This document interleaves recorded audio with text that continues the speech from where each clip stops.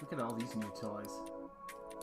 Welcome to Shanth Enjeti Art. I am Shanth Enjeti, and it is good to be back. I know it has been a while since I have been streaming, but I need to get back after it. So here we go. Gonna be doing some work, and wanted to make sure that I shared the process with you. Book 2, Shanth Enjeti Art, the Indiegogo campaign is closed out. So there is really nothing new to report as far as that goes. The book is off at the printer. I'll be getting the proof soon, and then it'll be going out to my backers as soon as I get all of the packages together and signed, and I'm really looking forward to that. So I'm currently working on a concept for a manga, and I wanted to give you a glimpse of that process. My life in the last couple of weeks has been insanely busy, what with work, with my day job, and also in terms of just having a lot of things to get done around here, particularly getting the book prepped and ready for the printer. So we're here, we're back, and I'm going to be taking a look at the next couple of months in terms of where I'm going. So here's where we start, and this is the panel that I've got to do next right here. So I did the layouts in digital for this book. So I'm going to start the process, which is my new process for doing this work. Let me see if I can get the camera at an angle where you guys can kind of see it. So where I can still see the paper. So my process for doing this book is going to be a new one for me. I am absolutely refusing, and I've got my layout pages here where I can see it. I'm absolutely refusing to let myself use a pencil. So everything is going to be straight ink on this book. And I've been having a pretty good time with my work lately, and I've been taking in some really great artwork since last we met. I realize I've been behind on some of it, so don't be surprised if it's something that you've long known about and that you watched ages ago. So one of the things that I've been doing in one of the, if I had a nickel for every time someone asked me if I'd checked out Attack on Titan, I would be a very, very wealthy person. I've looked at the manga before whenever I've been in bookstores, but I've never really found myself compelled to watch it. And finally, I kind of got to the point where I thought it would be a good idea. Hopefully, the audio levels are okay there. Let me see if I can improve that. Hopefully. But I finally decided that I wanted to sit back and get a chance to take a look at it and see what I made of it. And the way that I checked it out, looking at the manga didn't really do it for me. It's a great concept, but I gotta be honest, it didn't quite grab me. I never got a chance to see the movie, which people have told me is not very good. People who are fans of it have told me that. And so what ended up happening is I ended up checking out the series, the animated series, the anime of it. And I have to tell you, I was incredibly impressed by it, and I really got what the story was about. And it was very immersive for me. And what led to it, funny enough, was a YouTuber who is from Australia, or at least I think it's a couple that are from Australia. And they went to Universal Studios in Japan, and they had an Attack on Titan themed area that I guess is going to be temporary. It's going to be there for, I think it's going to be there for about 6 months if I'm not mistaken. And I was amazed considering how much work went into it. And I saw it and I thought, I got to check that out. It's been on my to-do list for a little while, but I wanted to make sure I looked at it. And wouldn't you know it, when I stumbled onto it, I was amazed at the parts of it that had been really difficult for me to access before in all the ways that I've seen it. And it sort of dawned on me that this was a Goya-inspired anime and manga. I thought it was brilliant. So that's been one of the things that I've been up to lately, and it's really inspired me in terms of how I want to approach the stuff that I'm doing right now. Because it's a very adult and poetic and mythological anime, and it's pretty brutal. And that's kind of the themes that, or that's the sort of degree I want to approach my manga work in. I can't really call what I'm doing comics, even though it's going to be from, left to right down, and perhaps I will, I don't feel pretentious enough yet to come up with my own sort of name for it. But at this point, that's where my inspiration is coming from, because I think those are the artists who are doing the work that, for me anyway, speaks to Shakespearean tragedy and Greek myth and all of that kind of work. Arthurian legend and, real fire and brimstone stuff. And that's kind of where I'm going with this project right now. And we'll see what it becomes. I've got a couple of pages laid out already, and I've illustrated. This is the third page for the book. And the more time I have, and the more work, time I have to do the work, and the more time I have to plan on it, the better. But it has not been an easy couple of weeks.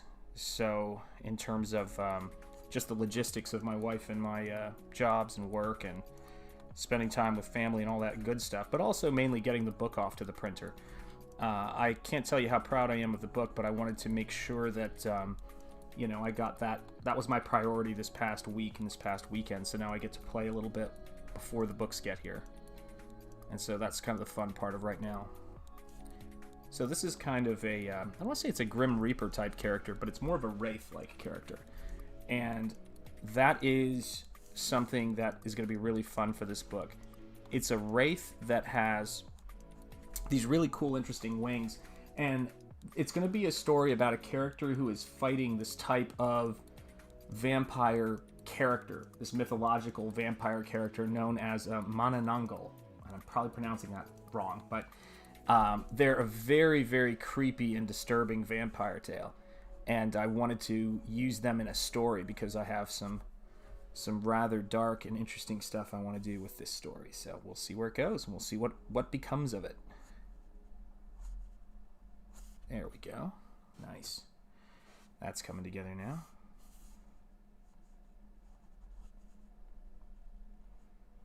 So yeah, I was very impressed by Attack on Titan. I thought it was really well done.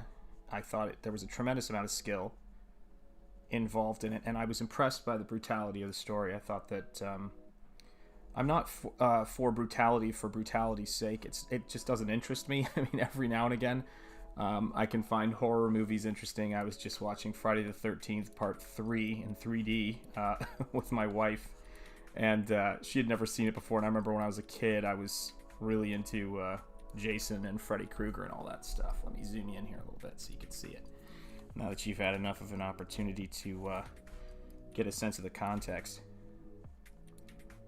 And I was watching that, and I, of course, am a big fan of the Netflix show Punisher. At least I think the first season is perfect. I'm not a big fan of the second season, just because I think, nothing personal against the actors or the people who worked on it, obviously. And not that they would care if there was. But that first season was so perfect, I almost, it was almost like it was ready to end there. I think that there was just a lot of great character growth in it, and really beautifully done. But it is a very brutal show, and I think I've always kind of enjoyed works that have that kind of mythological kind of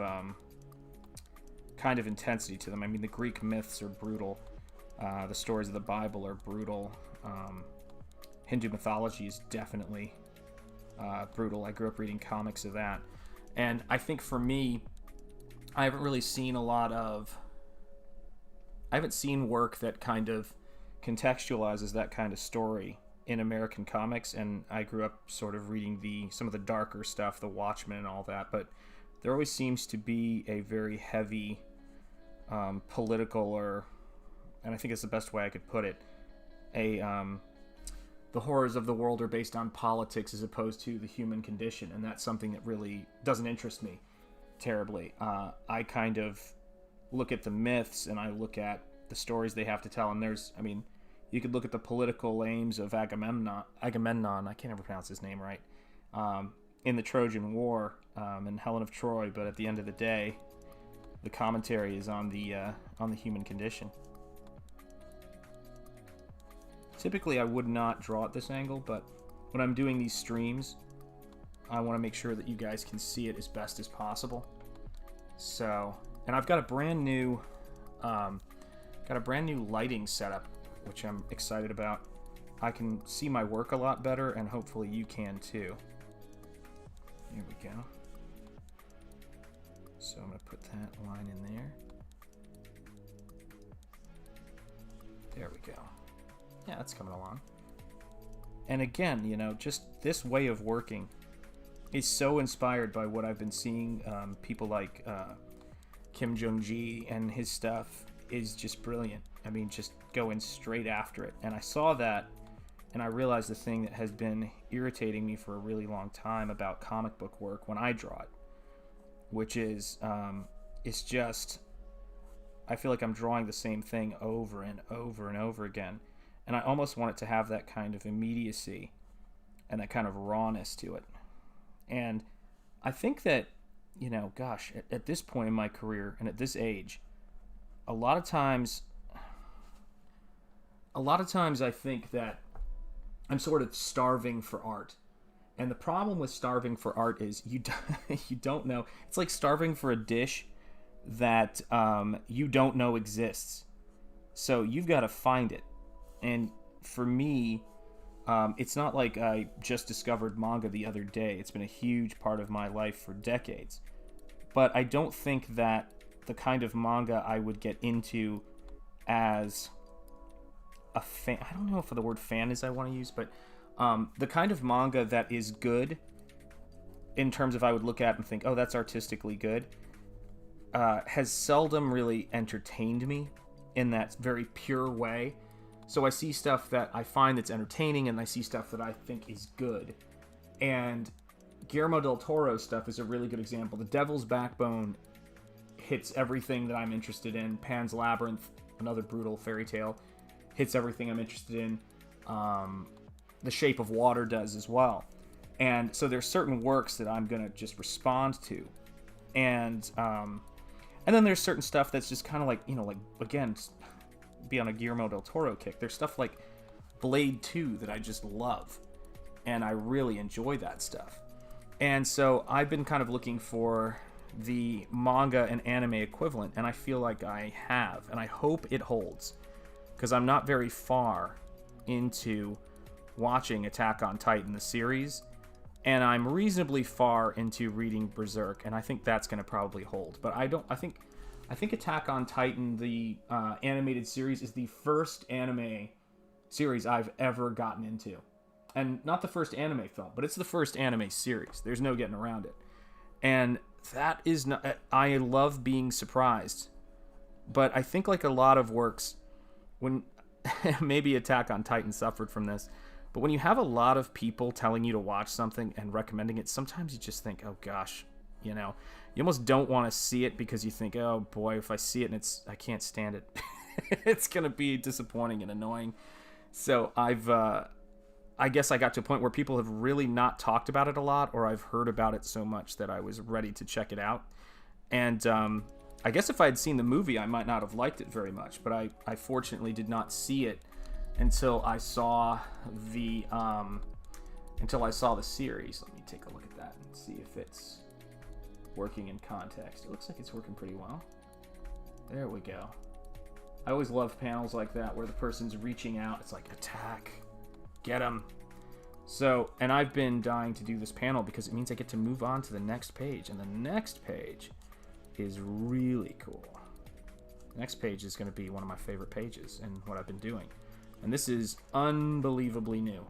I've been doing lots of research. I've been having fun. I've watched a PBS documentary, Secrets of the Dead. Unfortunately, I don't have the case with me because it's across the way. But Secrets of the Dead is a documentary that I think someone's uploaded onto YouTube.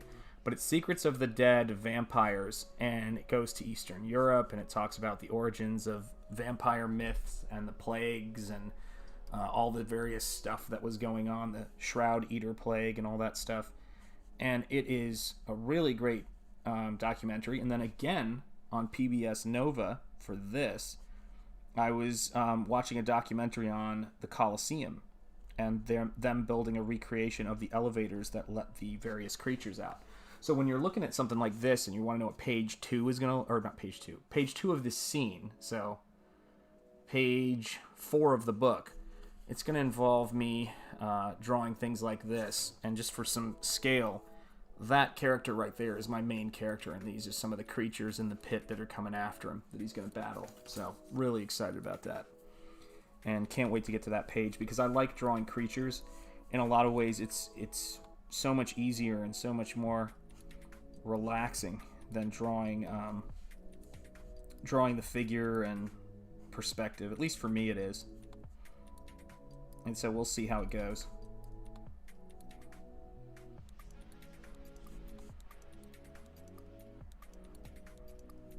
But yeah, Attack on Titan, if you haven't seen it, the series that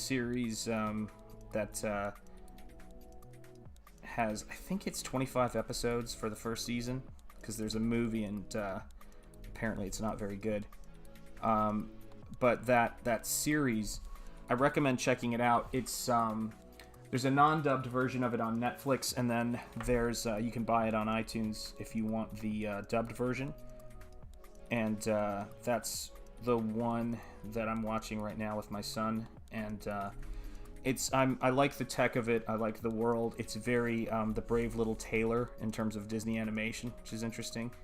And seeing them scale these monolithic creatures, and the human loss, and the idea of living in a gated city, and sort of realizing that while you're safe, quote unquote safe, which they're not, but while you have the illusion of being safe, you're essentially living like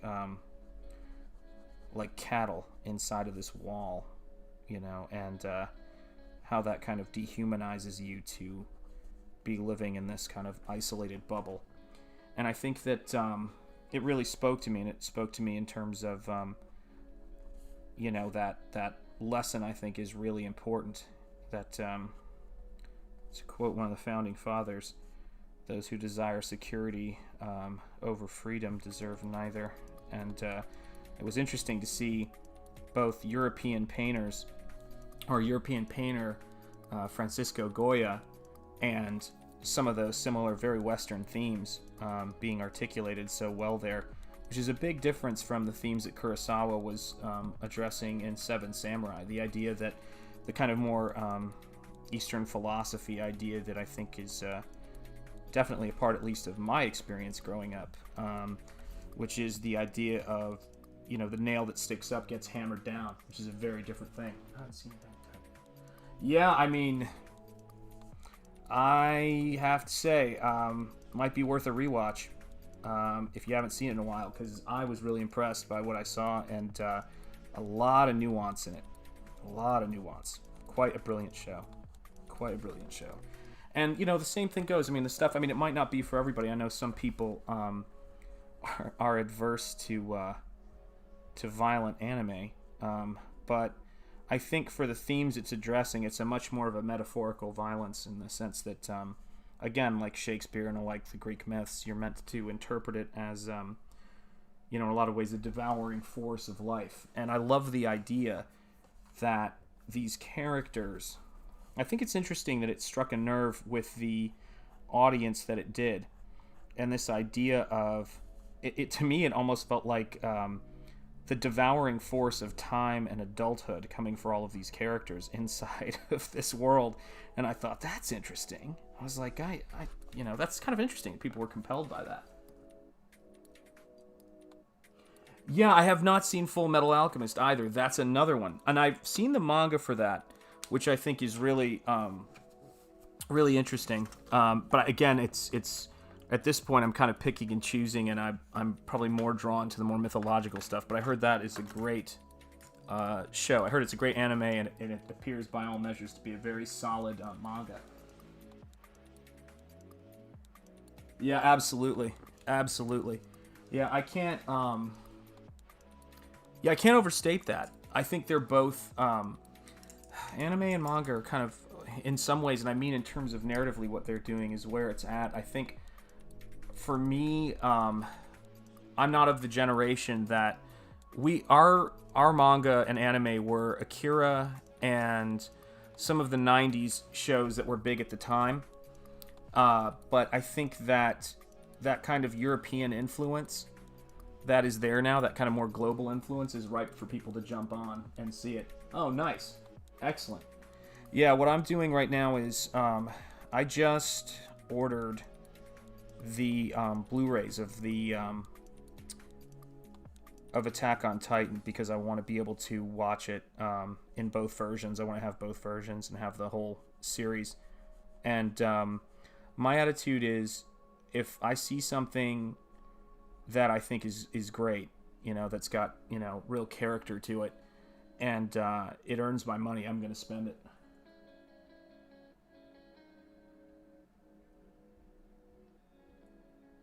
Oh, cool. Interesting.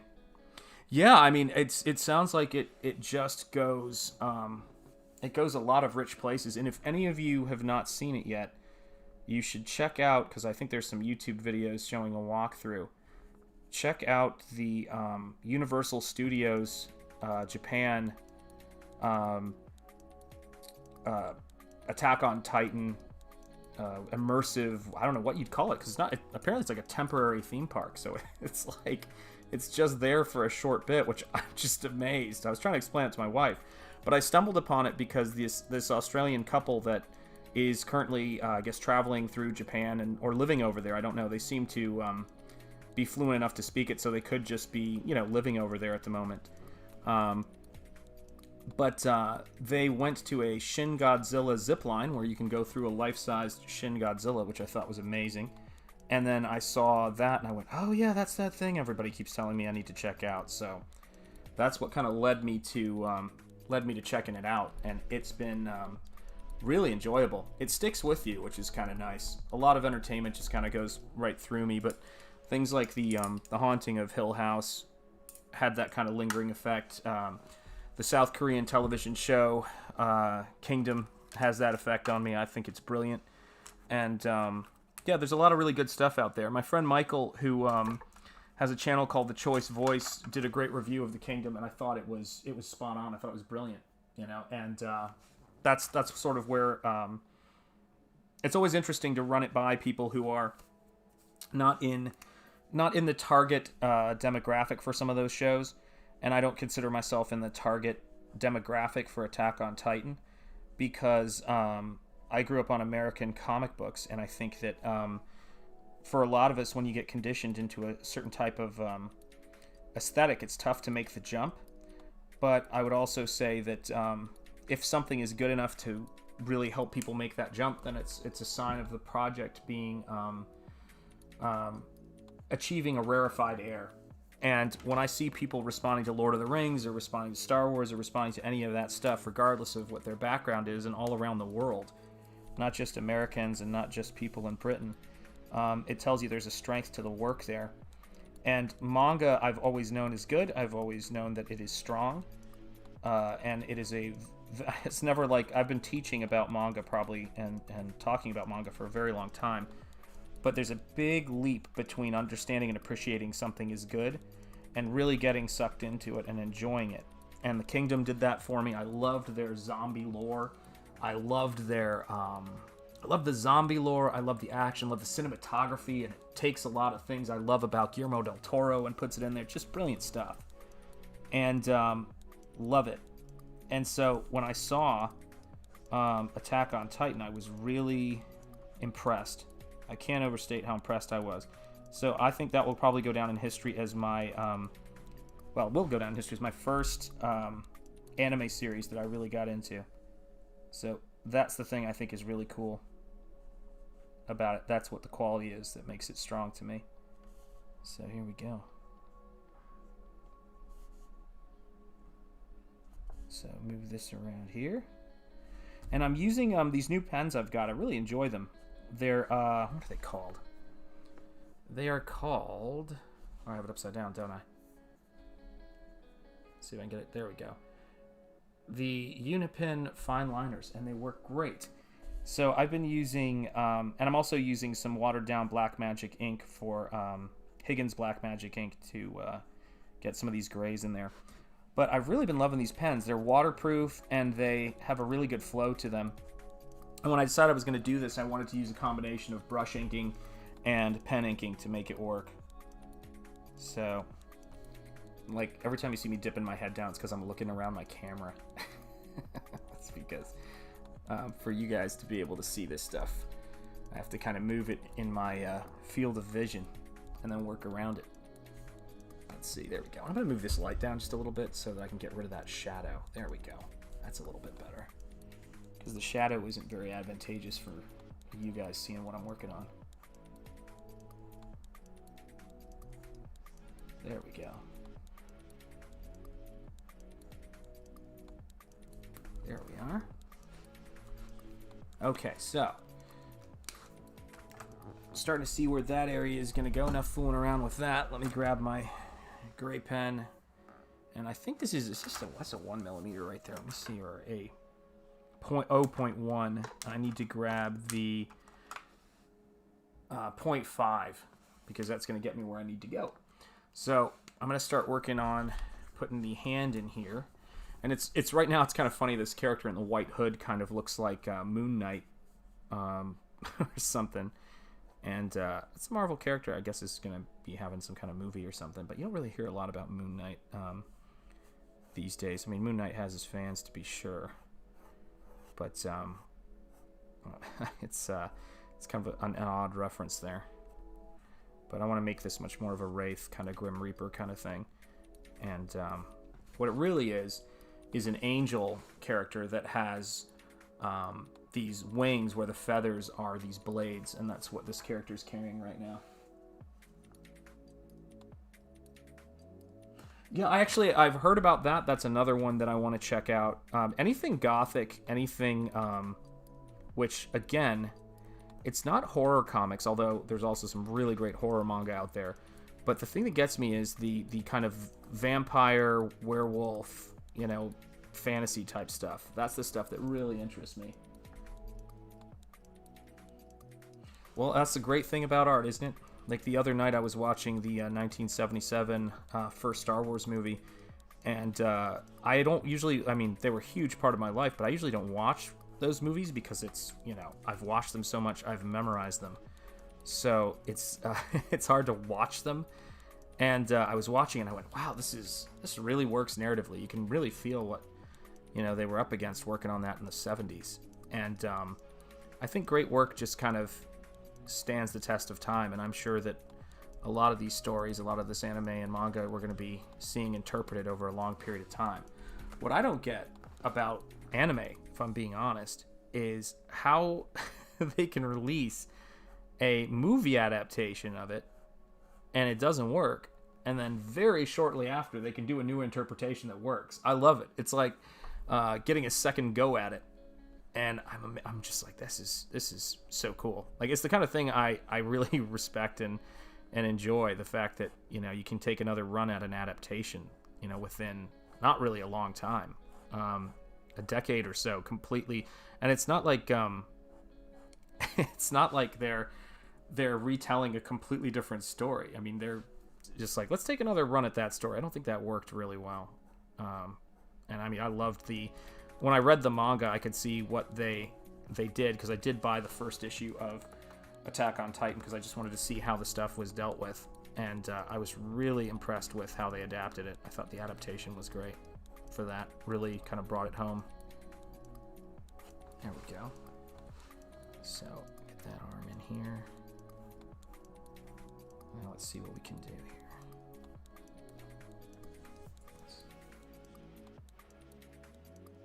Yeah, I wish that, yes, I have, and that's another one that Michael was telling me about, although I think his favorite, what was his favorite one called? I'm blanking on it. Oh, gosh. Claymore. That's the one. Claymore was one I was also checking out. Claymore looks great. So, yeah, I'm going to have to check all those out. I've watched a little bit of Castlevania, and of course I know Castlevania from the original games. And Simon Belmont, but I have not checked out that series. I think what I'm going to do now, at least for a little bit, is feast on Attack on Titan, because I'm one of those people that it's like when I finally dive into something, I usually do a pretty deep dive of it, so that's probably where I'm going to be living for a bit. So we'll see. We'll see where all this craziness goes. So let's see, I've got that, and then I'm going to, there we go. going to get that framed in. There we are.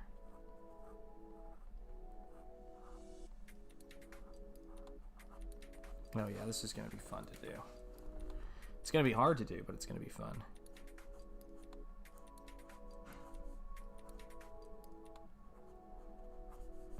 There we go. And I'm going to have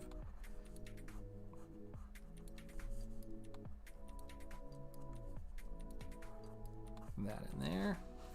I have to move this over a little bit and move this light so it's a little bit more visible. There we go. Let me move this back so we can see where we're at.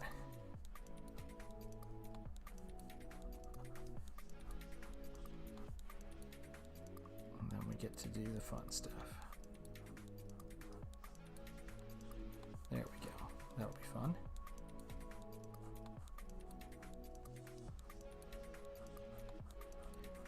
So yeah, I mean, I have to say I am incredibly impressed by Attack on Titan, but then I've been seeing a lot of stuff that impresses me lately. I think I've been in need of some interesting and compelling entertainment lately. And I think entertainment is kind of, in terms of the quality stuff, is sort of the order of the day. You need stuff that feels like it's real and it's compelling. And I see stuff that is kind of I don't know, overfraught might be the word, or overwrought. I'm not sure which one I'm looking for, possibly both. But I see a lot of work that is, I don't know, what's the word I'm looking for? Either too clever by half or too overdetermined, as some screenwriters would say, where you kind of just feel like it's trying to impress you with its intellectualism as opposed to its I don't know, it's raw sort of aesthetic power. Like the Greek myths float something to you that is, you know, very intense and it's very rich and it kind of hits you. And there's just not a lot of over-intellectualizing. And I think that's one of the things that they are intellectualized in terms of study, but I don't think creativity exists in that realm. I think you have to learn and you have to read and you have to study, you have to do all that stuff. And you have to be passionate about, you know, things like story and art, all of that work. But at a certain point, at least in my experience, one of the things that I think holds a lot of artists back is just really not studying the physicality of what we do. Like if you want to be a world-class soccer player, you don't read books on it, and you don't watch soccer games all day, although you can study soccer games and study tape. That's not going to harm you or anything like that. But you have to get out there and you have to get your cardio together and you have to practice and you have to play. Because at the end of the day, you can't know what it's like to play a team sport without team members. And you can't know what it's like... I love doing this crazy cartoonish thumb here.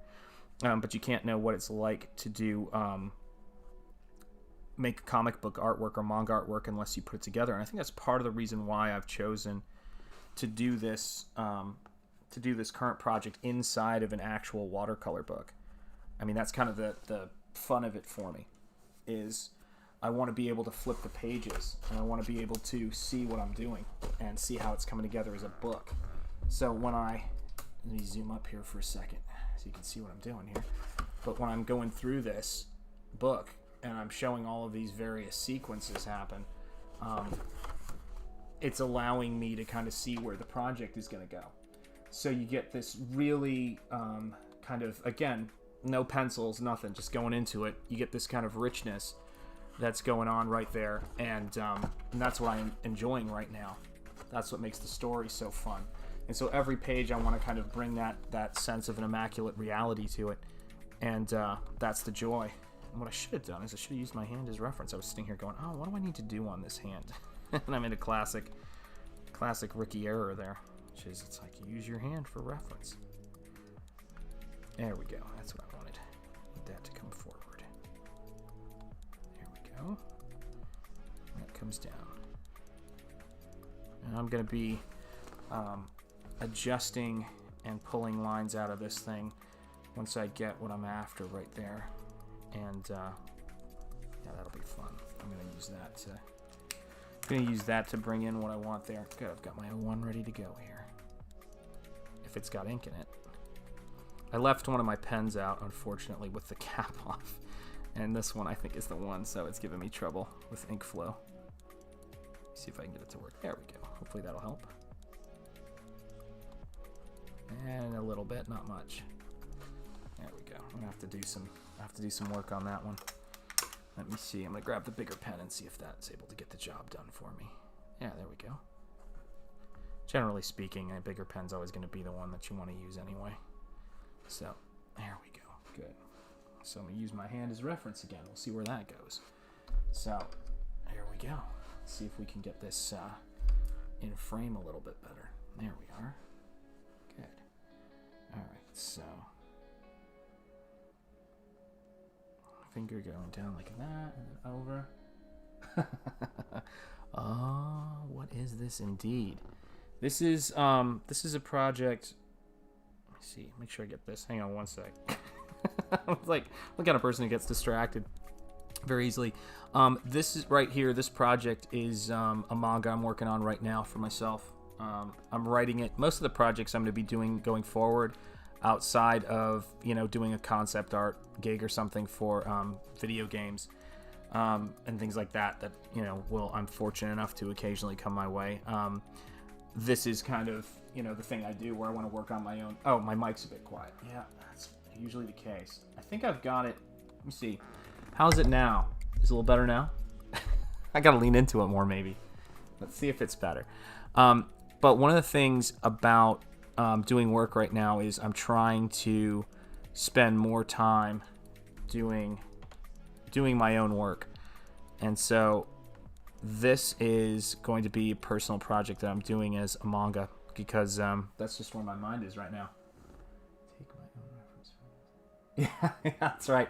Oh, let me tell you, the amount of times I forget to look at my hand for reference when I'm drawing a hand is almost comical at this point. It's just one of those things. Yeah, that's right. That's the key. So let me see here. This, and this. Yeah, I will tell you, I could actually use myself for reference on this kind of hand because it's got a lovely arthritic quality to it. So let me see here. There we go. Yeah, it's just getting those little markers therein, in terms of not actually a marker, but I mean those little points of demarcation on the anatomy for me to make the creature feel like how I need it to feel. And so yeah, I've been working on some stories that are a little bit. I didn't see this coming, honestly. I did not see this concept, this idea coming. Or I should say this story coming. And I said I want to do I've been doing stream of consciousness artwork now for the last year and a half or 2 years. Put out 2 art books. Funded those on Indiegogo. Thank God. That was an amazing experience to watch those fund and to watch the support I got from my fan base. And I did them in a very stream of consciousness way that has never been something I've achieved or even thought about achieving with comic book work. And I guess I just suddenly had a story that I wanted to tell, and I was committed to the idea of not doing it the way I've done all my previous sequential work, which is very labor intensive, which is going to be labor intensive anyway, but it's again overly determined. I try to think of everything. I think maybe that's one of the issues of going to or approaching things with the sort of intellectual approach of deconstructing something as you're trying to construct it. I don't think that the mechanisms and the thought processes for analysis are best used in the process of creation, and that's kind of the prison that I see a lot of people getting into when they're studying a particular field. It doesn't mean to be unstudied, but you actually have to. It comes from a different place in a person. The whole creative thing comes from a different place than the whole critique thing or the whole criticism aspect of it. And what I've also realized about the manga or the anime that I like, either one, is it's not afraid to tell any type of story. And I think that's something that we kind of suffer from right now, honestly. All right. Excellent. Don't bring work in here on me now. Although this is work. but I'll check it out. So one of the things that one of the things for me when I'm working is on this kind of stuff, and when I'm reading manga, and I'm reading, anime stuff, is it doesn't feel like I don't know if I would look at a Goya piece and I would see it and go, oh, I think I'm gonna have an anime series or a manga series of a giant figure eating a person. It's just not gonna occur to me. And I see Goya do it, and I go, wow, like that's crazy. And then I see Attack on Titan, and then I see a theme park. No worries. Then I see a theme park where people are taking photos of themselves in the hand of one of those giant creatures, and I'm like, there's a photo op of a giant thing coming through the ground that eats people, and you're getting in the hand for the photo op. Like that's a sign that you've hit some kind of amazing artistic spot as far as I'm concerned, because there's something about it. There's something about it is and now we're not even getting into the fact that, and I'm telling you guys, I'm not trying to get you to leave the stream by any stretch, guys, but when you have a chance to check out that theme park and check that out, it's incredible. And they have life-sized versions of all the characters lined up that you can take photos with, and these things are immaculate. They're like museum quality recreations of these figures. And I was saying this to my students the other day, and I think about it all the time. I don't want to have to travel to see stuff that cool, although I'm perfectly open to traveling to Japan once I have 5 seconds, and once all of this stuff is in a different place. But I wanted to. Oh, thank you. I wanted to. I want to make sure that I see that stuff getting built here. Like I want to see and we are getting some of that stuff here. But I want to see a life-sized Gundam. I want to see manga and anime inspired theme park installations, because I think there's an audience for it. I know I'd like to check it out. Certainly like to spend some serious money there. But that's the way it works, I think that what's great about, to me, what's great about YouTube and what's great about Indiegogo and Instagram and all of those platforms is you can get your work out there and you can find an audience. And when I look at manga, I think, and when I think about the luxuries that this stuff affords us, you can find an audience for your stuff and you can write stories. Now, it's not going to be, every story isn't going to be for everybody. Oh, thank you guys. It's not every class is going to be for everybody, or not every class. You guys threw me. That was good. But it's, oh my gosh, yeah, absolutely. That's the universal thing, right? That's what they do that's so amazing there. And it's like you're stepping into art. And as somebody who loves art and lives on art and finds it so just so incredibly compelling, it's, I don't know what to say. There's something really, really amazing about stepping into that world, and it's the amount of care that goes into these exhibits, the attention to detail and the respect for the source material, which I think is really important, is astounding. And it's like I want to go to the Ghibli Museum at some point. There's a lot of things I want to make sure I do. And for me, doing work like this and building an audience for it, and kind of, it gives the opportunity for us to, or at least, as artists, to create something that will afford us that. But I have to be honest with you. My attitude is, if the work I'm doing here can't pay for it, I don't want to go. Because that's my priority right now, is to make something that's to continue to make stuff that's compelling.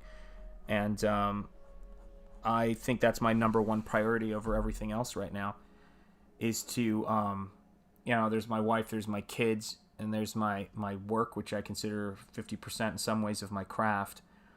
But this work right here that I'm doing in terms of the story and putting this stuff together, it's a huge part of it's a huge part of what I need right now as an artist, because I think that when I started doing those art books and I started putting that stuff together, I was really proud of what I was doing, and it was the first time I had kind of total control and the resources to put it together. So my attitude is, I'm going to put this stuff out there, and I'm going to dedicate a lot of time to it, which I haven't done in a long time. Well, I've done it in the last couple of years, so I wouldn't say I haven't done it in a long time, but I haven't felt the reason. I haven't felt the kind of compulsion to do so. And now I'm seeing artwork that inspires me enough to really go for it, and I think that's huge. You know, you've got to see, artists kind of need to be inspired, and not in a way that is, you know, makes them inert. You know, and I was seeing a lot of work that, as interesting as it was, and I saw it and I looked at it and go, well, that I can imagine how that would be entertaining to somebody. And when I watch a Guillermo del Toro movie, I remember going in to see The Shape of Water, which is one of my absolute favorite movies. And when I walked in to see that movie, I was just unbelievably worried that I was going to be disappointed by it, which sounds kind of odd, but I'm a huge Guillermo del Toro fan. And every scene of that movie, and it's a really, honestly, that's a really wretched way to watch a flick. But every step of the way, every scene of that movie, I was like, oh, I'm loving this, so I hope I don't get disappointed by it. And right up to the end credits, I was engaged and I enjoyed it. Same thing with Devil's Backbone, Pan's Labyrinth, and the first episode of Attack on Titan had that for me. I went, please don't take a left turn, you know? And I think that's one of those things to where you've got, it's very tough, because it's the right artwork and it's the right work at the right time. And so sometimes for me, I tend to respond more to dark work that tackles, in terms of what I'm looking at in certain moods. Like sometimes I like to see just fun, ridiculous stuff, but the stuff that breaks me out of an artistic lock, tends to shake me out of it. Tends to just rock me to my core in terms of seeing something where I just go, wow, that was brutal, and that was true at the same time. And to its credit, Attack on Titan was able to do that for me, and I'm not an easy sell, you know? That's, yeah, there you go. Yeah, that's right. Yeah, I know. Well, I think that, I know, I hope it works out, you know? I think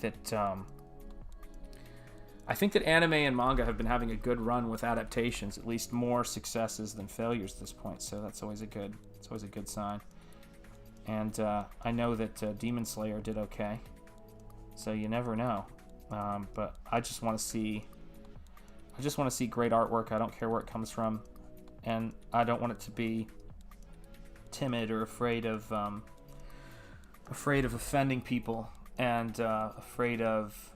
And it's not about offending. Like I was talking to a friend of mine today, my brother Nick, about it, and we were talking about a project he worked on. That was actually, I don't know how much I can talk about it, but it was for an album cover for a somewhat famous band, to put it mildly. And it was a while back, and he said they had assigned to him the orders were make the most offensive cover that you can. And he talked about the kind of humor in that, where if you do the most offensive thing you can think of, people are going to look at it and they'll go, okay, not that. And he goes, I realized then that, people were kind of playing it safe. But the thing that interested, or the thing that doesn't interest me, and he understood where I was coming from, I mean, we hardly disagree on this, is stuff that's offensive for the sake of being offensive. You've got to mean it. You've got to, first of all, I don't typically ever think about setting out to offend anybody. But for me, I think it's kind of poisonous to get into this mindset where you're thinking, what are people going to think of this? Because it paralyzes the creative process, and you have to make work, and you have to pursue it comfortable in the fact that some people are going to hate what you do, and some people are going to love what you're going to do.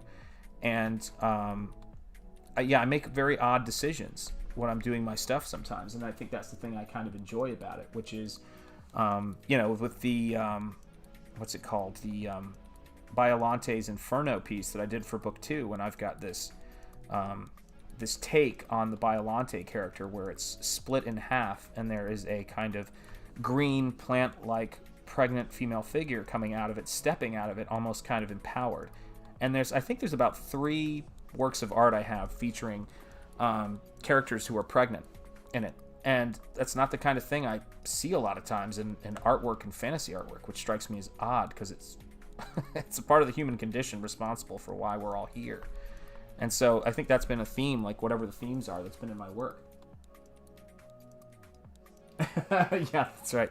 I'll tell you what, Guillermo del Toro has done some violence that has in his work that has left me speechless and impressed by the fact I'm not the easiest person to make squirm with gore and horror, and I mean real legitimate horror, not just gore, but something that is in fact really horrifying. But Crimson Peak, his gothic romance work with the scene in the bathroom and the sink, involving a sink, that's all I'll say about it. I was like, oh wow, I felt that one. Well done, Guillermo. But then, Guillermo is one of my go-tos. I understand a little bit of Spanish, like most people, but I can't speak it, and I can kind of read it a little bit, but I can't speak it very well. And just from my experience of watching a lot of art I like and a lot of music I like, it's just been a part of it. And but I was watching an Alfonso, God, I always pronounce his name wrong. One of Guillermo's friends, I think it's Cauron, but I could be wrong.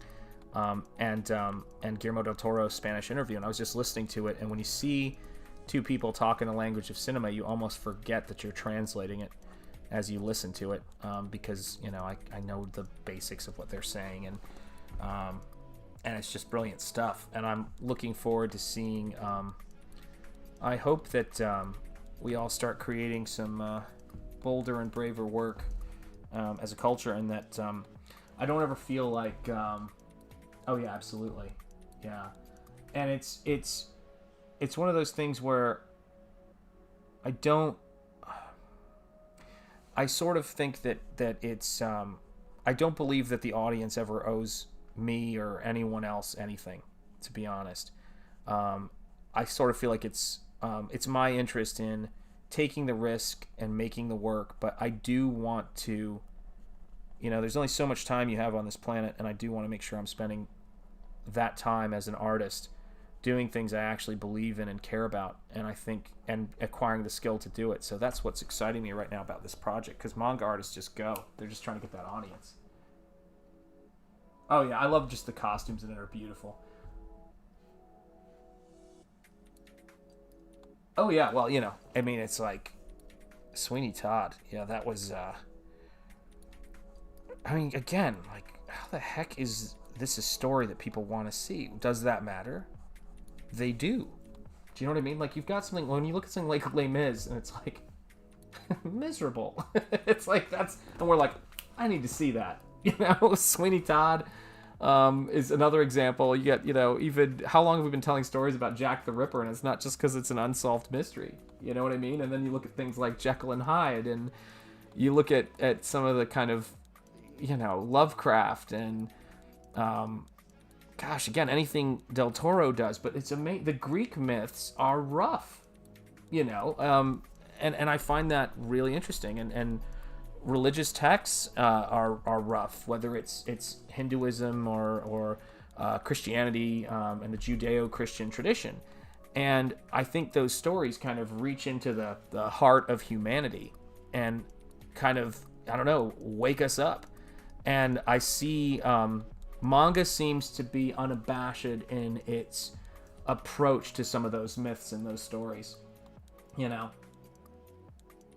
I mean, I'm a big fan of radio dramas for that reason. The Orson Welles Shadow radio dramas. My son was playing an audio drama of I think it was Star Trek Undiscovered Country when we were out sitting by the fire. And I think they're on YouTube right now, actually. I'm sure quite illegally, but the Star Wars radio dramas, which are incredible. Like they have way more than what's in the original Star Wars movies. The New Hope, Empire Strikes Back, and Return of the Jedi radio dramas. They're incredible. Sound effects, acting, whole backstory when it comes to A New Hope. It's crazy, and you start to go, "Oh, is that what was going on?" Yeah, it's amazing stuff right there. I love audio dramas. I mean, again, we need Stuart McLean, who was a Canadian storyteller who told his stories on radio and live and in concert, is a really good example of someone who got the full potential out of it, and I want to see more radio dramas, you know.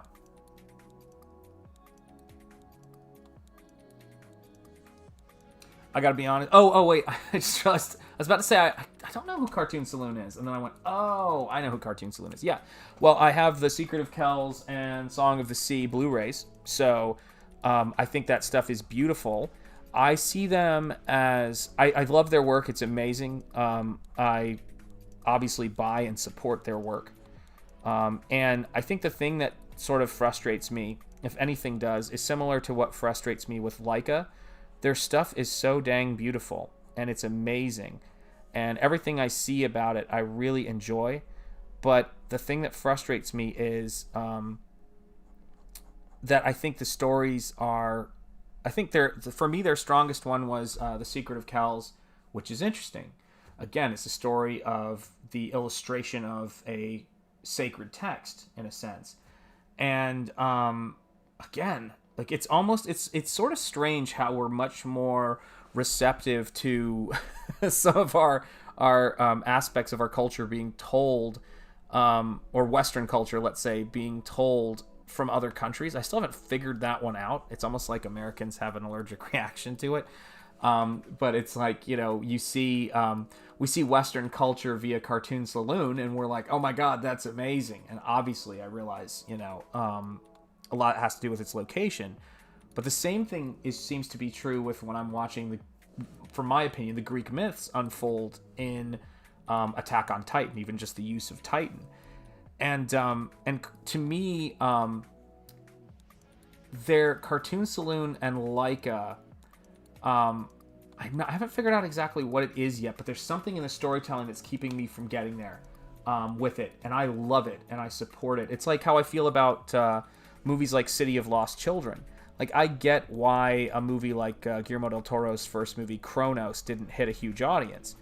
And it doesn't mean I don't love it, but for me, knowing the finances involved in filmmaking, I really want to see them get a project that totally connects. Because, and the same thing goes for Leica, because I know what an expensive process it is for the work they're doing.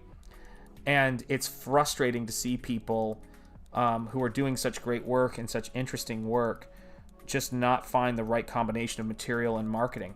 And I think that sort of brings me back around to that's what brings me around to Attack on Titan. Attack on Titan is insane, and so is Berserk, and they hit a huge audience at the same time.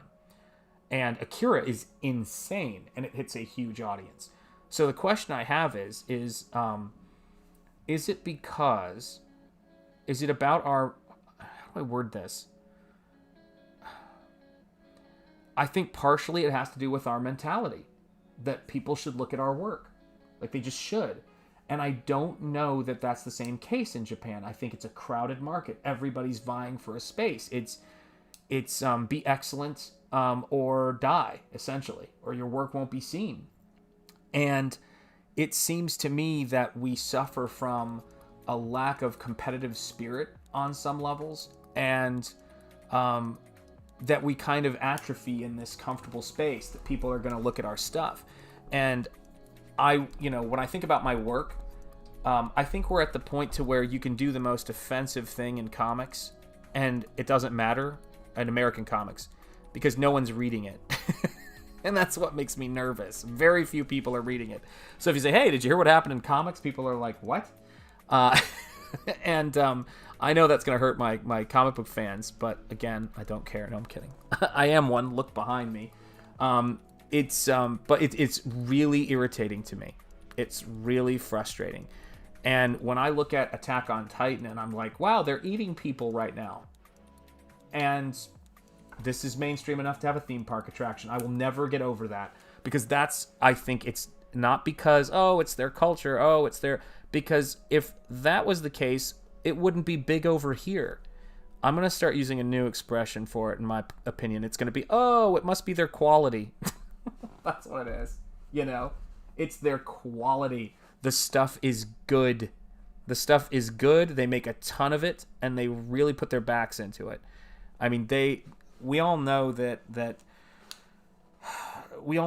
how much work it takes to make a manga and how much work it takes to make an excellent anime. It is a lot of back-breaking work, and I don't think that we draw like our livelihood and our lives depend on it.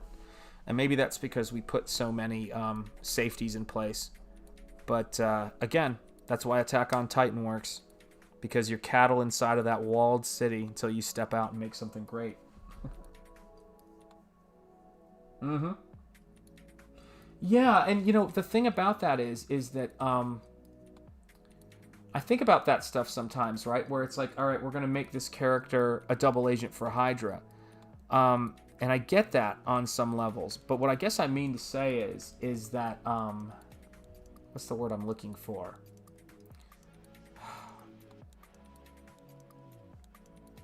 I don't know how old Attack on Titan is. Maybe somebody knows in the chat and can type it in the chat, like when the manga first came out. But the fact that something is such a cultural touchstone, I can't remember have we had something in America comic book wise? We obviously haven't, but that is from the last 10 or 15 years that sold 45 million copies. I mean, just think about that. That's mind-bending to think about, And that's what I wake up every morning and think about. Now, I don't wake up in the morning and think, oh, I'm going to create something that sells that many copies. But I'm like, I'm going to swing for the fences. And I'm going to work. And that blows my mind. I would say it's because that's a really good question. Universal appeal, and I'm not saying this is how you're using it, but I think it's how a lot of people interpret it. Universal appeal to me seems to imply artwork by committee. Not that I'm not attributing that in terms of what you mean, but it's 2009. It's like 11 years old. Think about that for a minute. That's just amazing to me. But I'll give you a really good example. There's a company called NECA, and they just released, and I don't think any of you guys can see it here, but I've got it over here because I love it. They released this 1933, based on 1933 King Kong action figure, and it became one of their biggest sellers in Target. How is that possible? It's from 1933. It's because it's so impressive that it's able to stand out in what we're doing right now. Attack on Titan basically became a part of global pop culture, and I think it's because they draw like their lives depend on it. It's spoiler alert, apologies, and I don't really believe in those things anyway, because if it's good, Psycho should work whether you know the twist or not, and it still does for me. But you've got a character starting out, living his life inside of a walled city. They're trying to keep these big characters from coming in, these big giants from coming in and that eat people, devour them. And all of a sudden, this big kind that they've never seen before smashes through the wall. You've got a lead character. What is the logical step to wake up your audience? Have his mom get eaten in front of him. I mean, that's some Batman stuff right there, right? When's the last time we did that? So for me, Captain America turning out to be a double agent isn't the same thing as Captain America being put into a situation where he has to make a really tough moral choice that is brutal. And I'm just trying to think of a scenario that would be strike at the core of him. You know what I mean? Like him trying to prevent something bad from happening that would I mean, Superman in the movie Man of Steel, when he goes to testify and he's sees this country that he loves be attacked horribly, like something like that. Captain America has that kind of quality.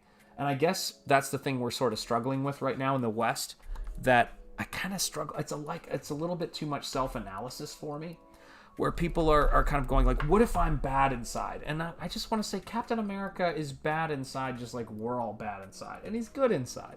How do we really make him wrestle with a dilemma? And there's this moment where the characters are running away after that character's mom gets eaten. I think the character's name is Aaron, if I'm not mistaken. The character who rescues him is this older guy, and he says, you couldn't save your mom because you aren't strong enough. I couldn't save her because I'm not brave enough.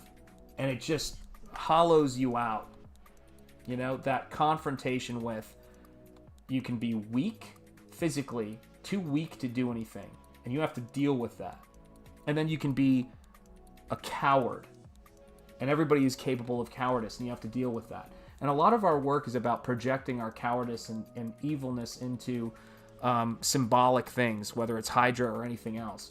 But it's not like we read it and we internalize it.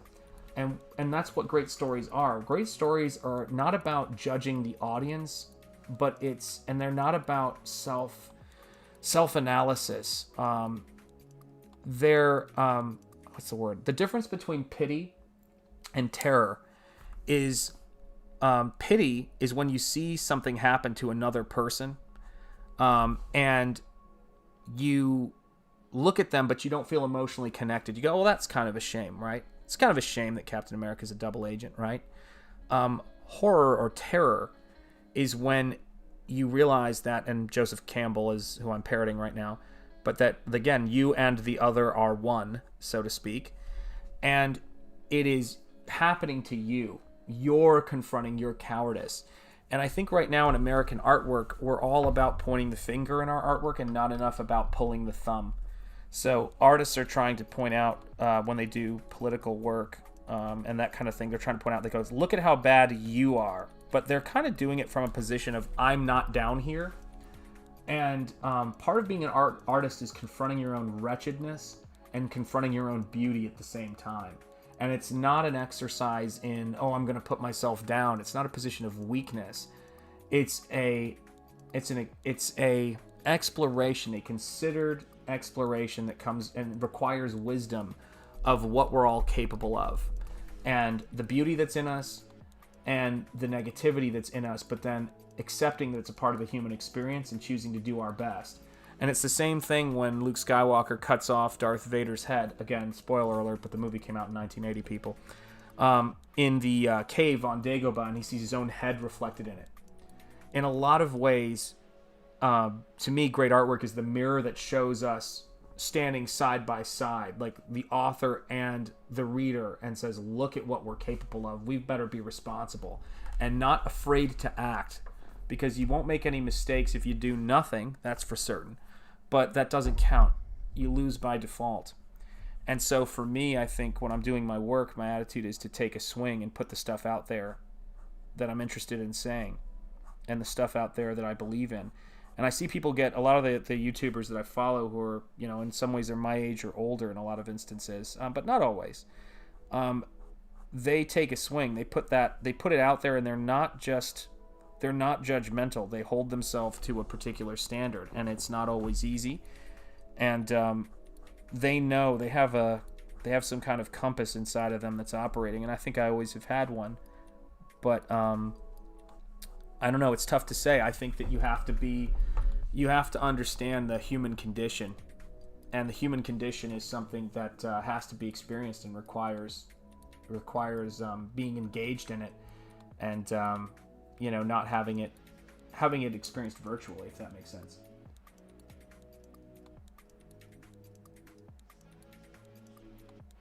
Yeah, here's what I would say is that, and it's a shame that things like this don't work, but it's true. Things like this are kind of frowned upon. Not even frowned upon. I don't know how to describe it. I would say this, not to anybody specific, but cook dinner for somebody. Hold the door open for somebody.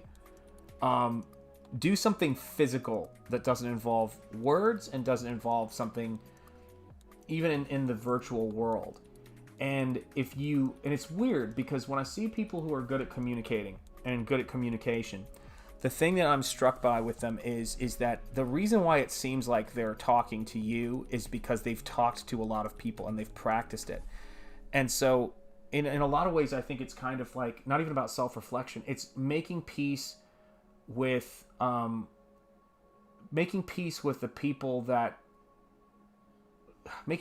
people you would identify as your enemy, because the reason why they're your enemy is, again, this is a little bit of Gandhi, a little bit of Jesus, a little bit of Martin Luther King, is the reason why they're your enemies because they're a mirror reflecting something awful in you.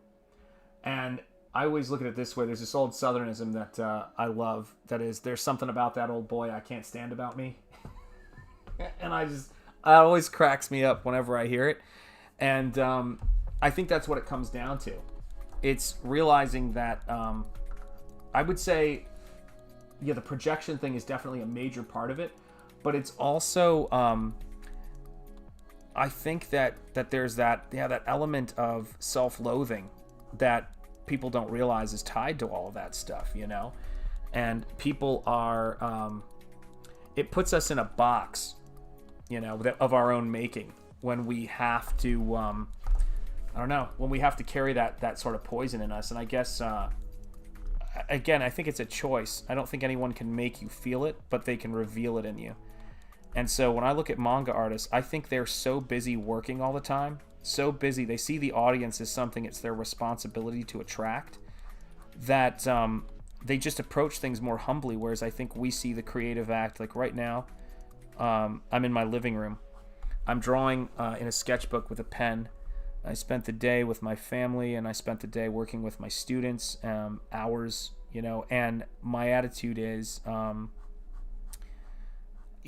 don't know how to describe it, but my attitude is, I sit down to work and I don't know. I think it's my responsibility to do everything I can to, with the time I have, if that makes sense. Yeah, that's right. Yeah. A sprinkle of Gandhi and a sprinkle of Jesus and a sprinkle of,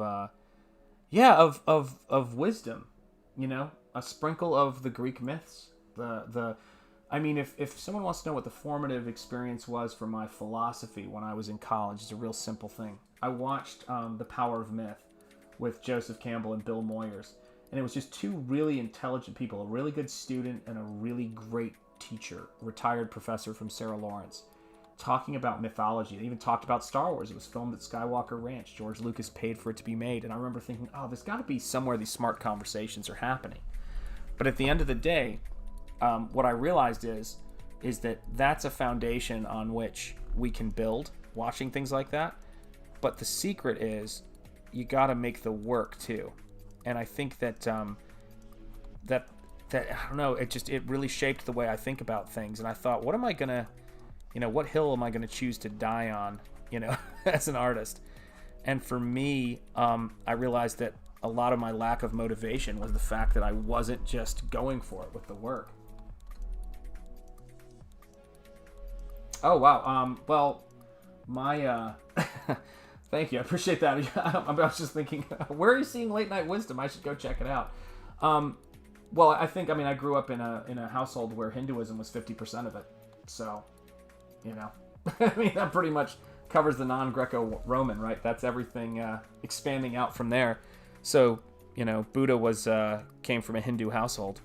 So that's a huge part of that mythology, and that's a huge part of that religion. So, yeah, the necklace I have around my neck right now, if I can find it, is of a Hindu deity called Venkateshvara, and I'm not going to tell you how to spell that. You have to look it up. So I've always got the East and non-Greco-Roman on me somewhere, and I've also got Judeo-Christian. It's been a major part of my my experiences growing up in the States, and also 50% of my household. And I find it all interesting. But I think that liking something that's Eastern in this country is a lot easier than liking something that's Greco-Roman or Judeo-Christian right now. I think in intellectual circles it carries a lot more of a stigma. And to me, I find that kind of fascinating because I don't see why I don't see why it doesn't apply across the board. And I think that has a lot to do with our own... I think it has a lot to do with what we've been projecting on. That's a perfect example, I think, of that mirror that bothers us. Do you know what I mean? It's... I'm always fascinated by how we struggle with that stuff. And I always tell people that if something speaks to you and it leads you to do good things, selfless things, wise things, charitable things, then I'm not going to complain about the source of where that comes from. And I have friends who are from all backgrounds, including atheism, and including, when we're talking about this, it's based on a Filipino myth or lore of the Manananggal. And for me, when I look at that stuff, it's brutal. It's a brutal myth. And it sort of speaks to something in humanity's core. And so my whole thing is I don't know. Bruce Lee is my other guy, but Bruce Lee talked about, you know, under the heavens were but one people, and I think that's kind of where it is for me. And my own background is, I don't know if my own background led me to that, because I don't necessarily believe that ethnicity or genetics or destiny, but it definitely has got me to realize. I think Campbell spoke to me on that one, which is I teach all kinds of different people and I interact with all kinds of people. My wife is a public high school teacher, and our general attitude every day when we get up to do our jobs and is we're in the service industry in a lot of ways, but we're also in the wisdom business. And I think that I don't know. I think that kind of work, that kind of thing, whether it's cleaning classrooms, which we do outside of our time, or even today, setting time aside. But I sort of see that as a manifestation of human potential, and I think that it's I don't know, the older I get, the more my experiences that I had when I was in the passenger seat define and make me understand what was going on with the people in the driver's seat.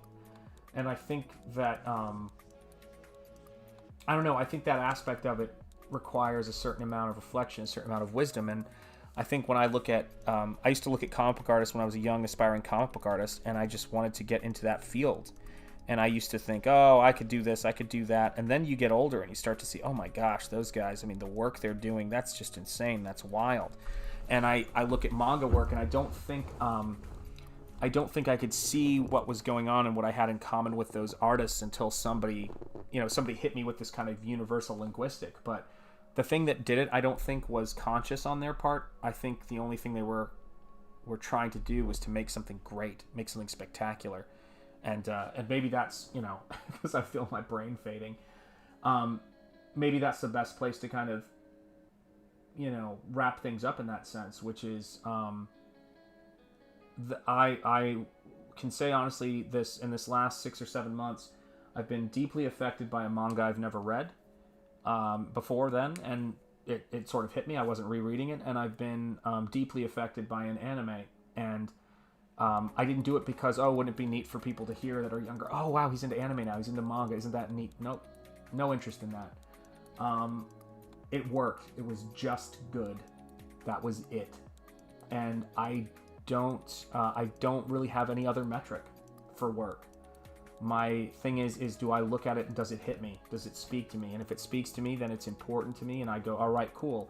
And then I turn that around and I say, all right, now I have a responsibility. I have an obligation to myself, primarily, to take a swing, try to do my best work, and give it the opportunity to succeed or fail, and to say the things that I want to say in a story, and not hedge my bets, and just kind of put it out there. And so that's what I've been doing with my art books, and that's what I'll continue to do, because that's the great thing about this point in one's life.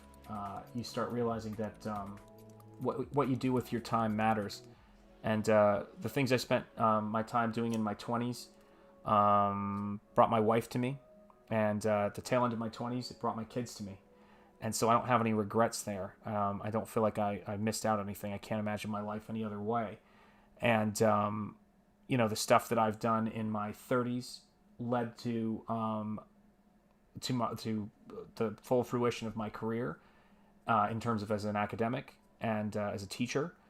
And the things that I've done in my 30s led to, in my early 40s, the tremendous amount of work I did self-publishing books.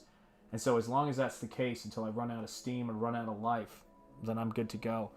And, that's going to be the way that I approach things going forward. It's life's too precious to kind of waste it on frivolous or kind of decadently obsessive things like what other people are doing and all of that kind of stuff. And I think it's you only get, depending on where you fall, come down on things, Hindu or Catholic, maybe I'll say, in terms of my own upbringing, you either only get one go at it, or you're going to have to keep doing it until you get something out of it. So, whatever fickles your tansy. But anyway, that's all I've got for tonight. I am wiped, but it's good to be back streaming. Smash that like button if you haven't yet. My son will appreciate that. And I will see you guys soon. Take care. Stay gold, pony boy, wherever you are, and stay gold yourself. I will see you guys soon.